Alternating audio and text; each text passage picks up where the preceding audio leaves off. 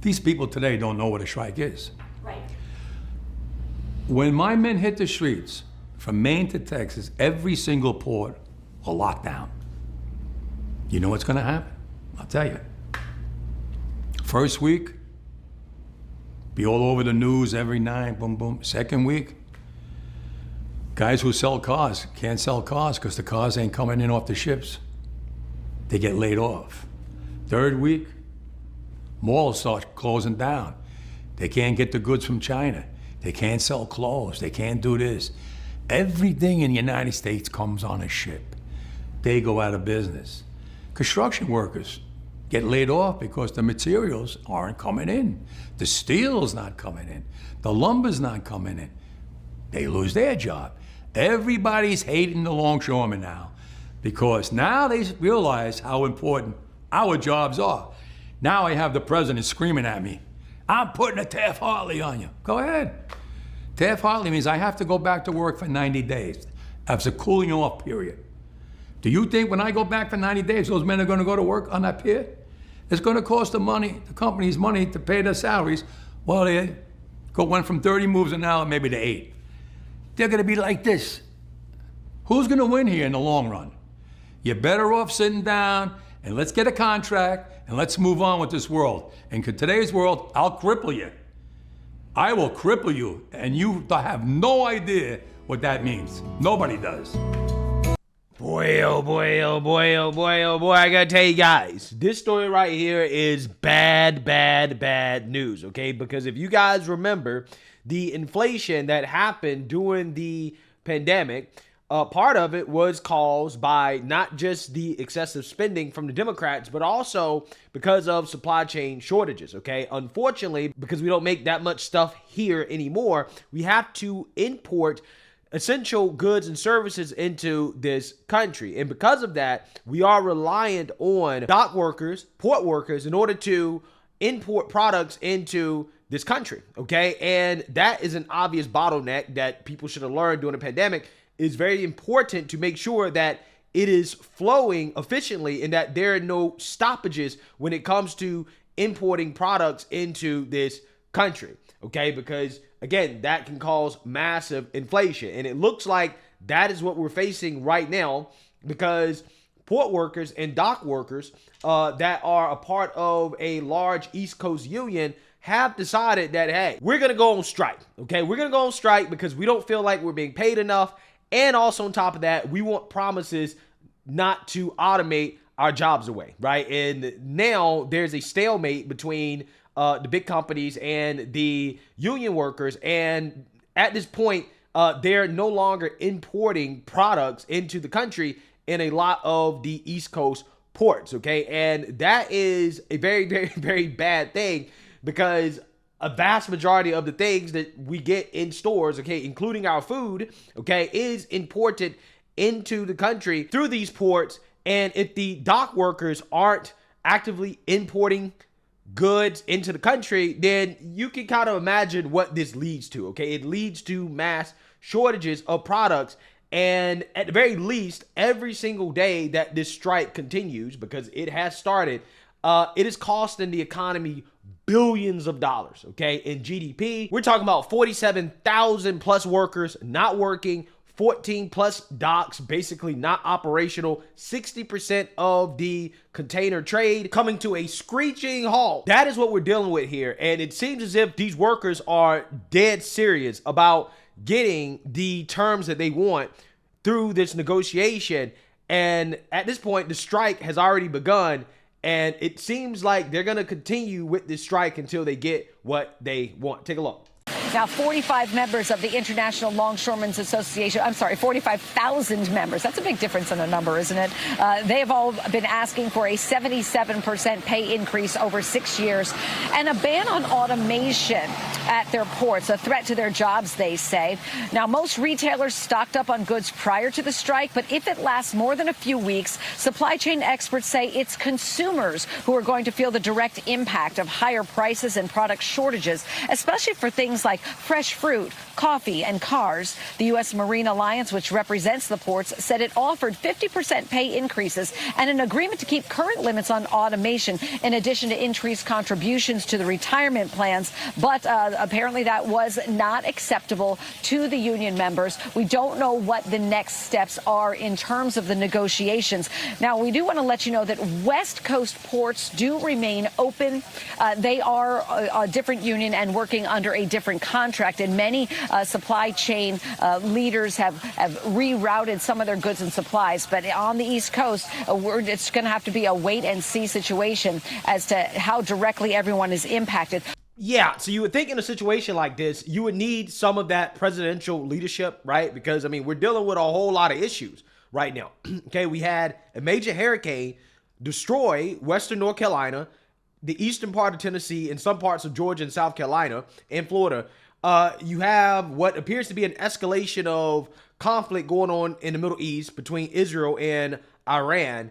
And now you have this, okay? However, Joe Biden has been on vacation. Kamala Harris has been campaigning, and that has led a lot of people to ask, where the hell is our leadership? Why are they not out front dealing with these issues that we are facing in foreign affairs and also in domestic affairs as well, too, okay? And Joe Biden actually came out when asked about whether or not he's going to interfere with this strike, okay? Is he going to try to get both parties to come together and to make a deal in order to save the U.S. economy, especially right before the holiday season? Joe Biden says, nah, I'm good, right? I'm not going to get involved in this. Take a look.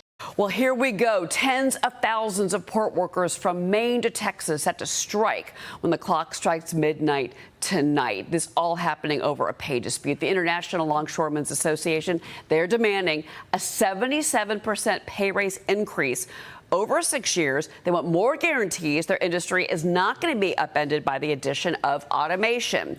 Last night, the ILA confirming its workers will be striking. Now, this strike could cost the economy up to $5 billion per day and lose more than $7 billion in GDP per week for the U.S. economy. President Biden yesterday again saying he will not stand in their way. Watch. Mr. President, would you intervene in the dock workers strike if they go on strike on Tuesday? No. Why not? Because it's collective bargaining. I don't believe in Taft Harbour. Joining me now, American Trucking Association's president and CEO, Chris Spear. Chris, good morning to you. Give us your assessment of where we are right now. It seems that the negotiations are at a standstill. They are, Cheryl. Thanks for having me on. Listen, we're less than 18 hours out, and this president's saying it's collective bargaining. Well, that's true if they've actually been to the table. They haven't met since June. I mean, where is the leadership here? We've got Southeast United States, half of North Carolina, parts of Georgia, Southern Virginia that are underwater or under mud digging out. These people need help. And now we're going to shut down 36 ports. All the commerce going in and out of this eastern half of the country, 46% of all agriculture is exported out of our East Coast ports. This is not the time for a strike. This administration needs to get these parties to the table and get a deal. They're derelict. They're not anywhere near this negotiation. So this needs to get called out, and I appreciate you shedding light on it. Yeah, so where's Kamala? Where's Joe Biden, right? I mean, if Kamala Harris is supposed to be so great, why is she not speaking out about this, right? Why is she not at the front lines of trying to save the U.S. economy, right? She's currently in office, okay? She's currently in power. Now, Joe Biden, who knows? Maybe he doesn't have the ability to do so at this point because he's so old. But last time that we had a strike at this level, right, a union strike with these types of consequences, in 2022, the railroad workers strike, Congress and Biden did step up in order to intervene, okay, to avoid a strike shutting down commerce across the country via railroad, okay? And, you know, throughout history, we've had some kind of severe consequences for union workers who decide to strike at this level.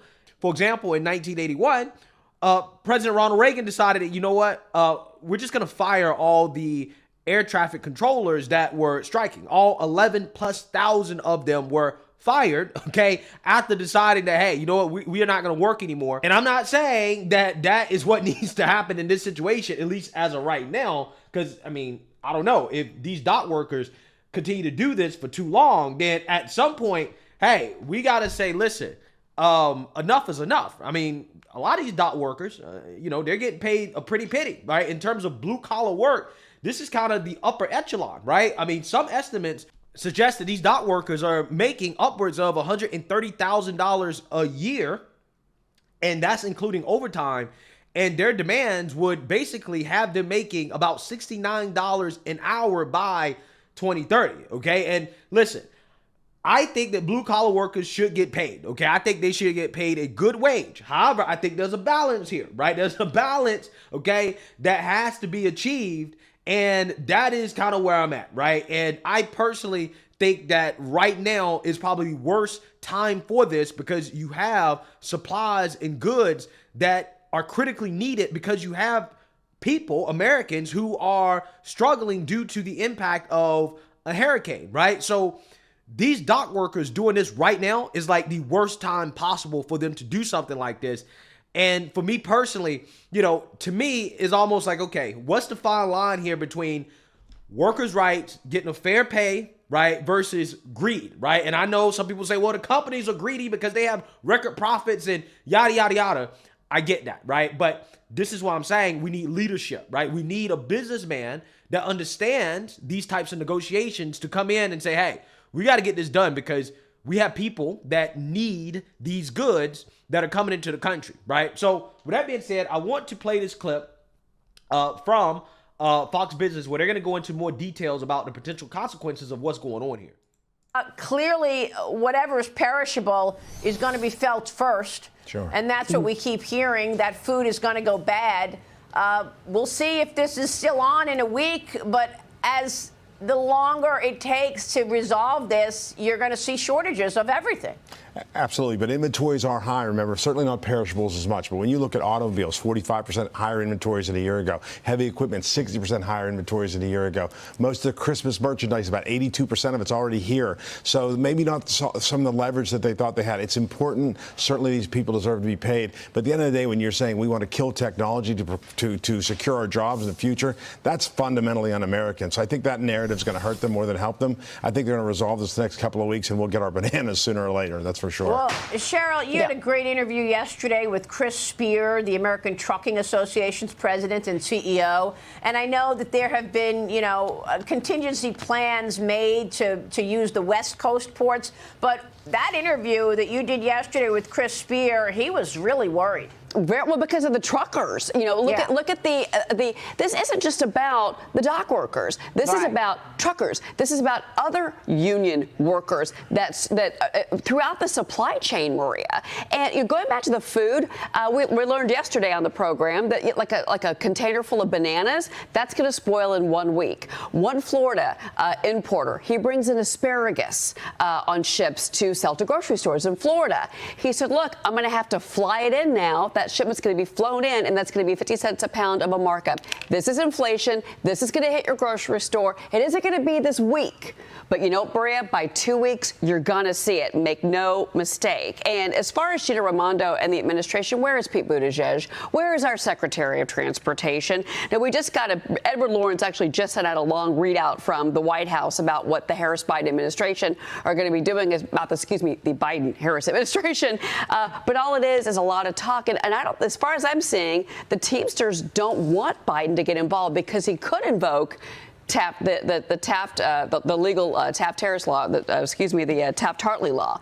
He brings that in, 80-day cooling off period. We're 5 weeks out from the election, Maria. 5 weeks. Yeah. Timing, that's a good not point. good. Yeah.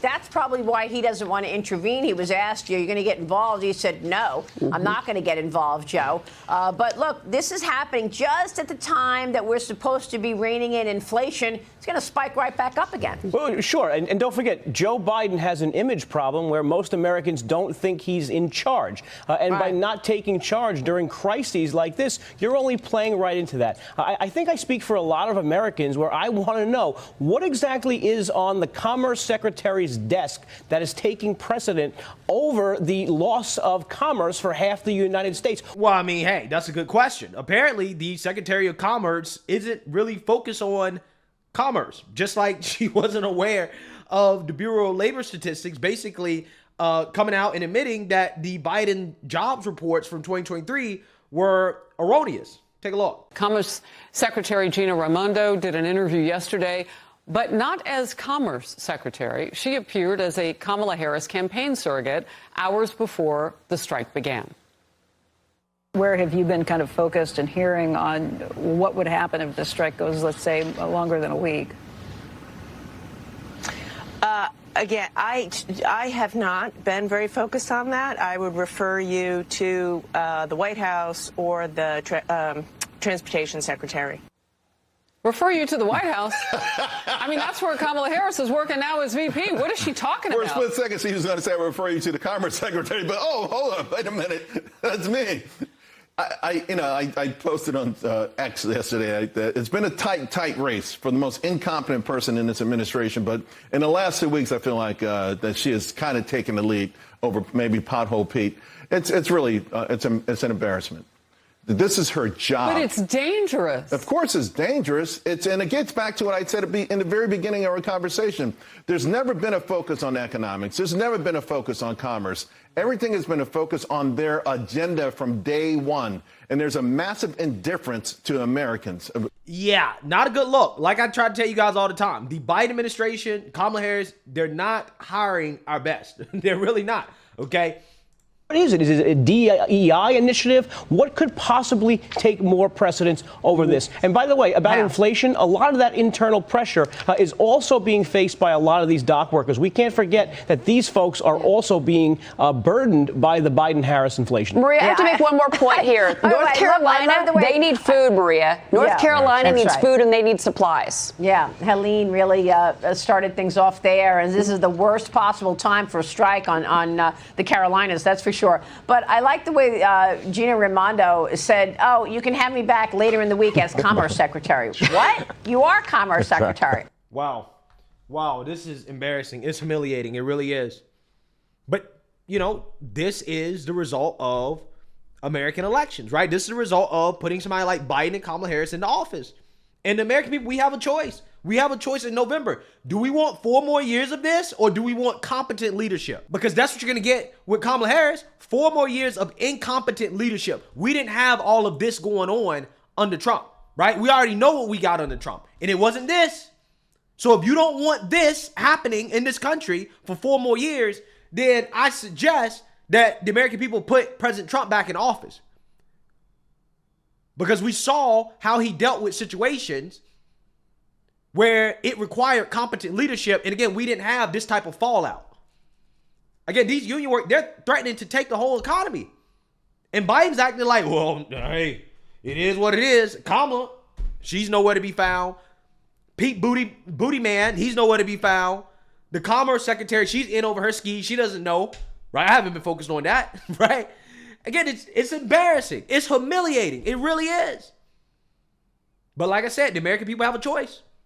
The American people have a choice coming November. Let me know what you guys think. Make sure you like, comment, and subscribe. Most importantly, share a Black conservative perspective. Peace.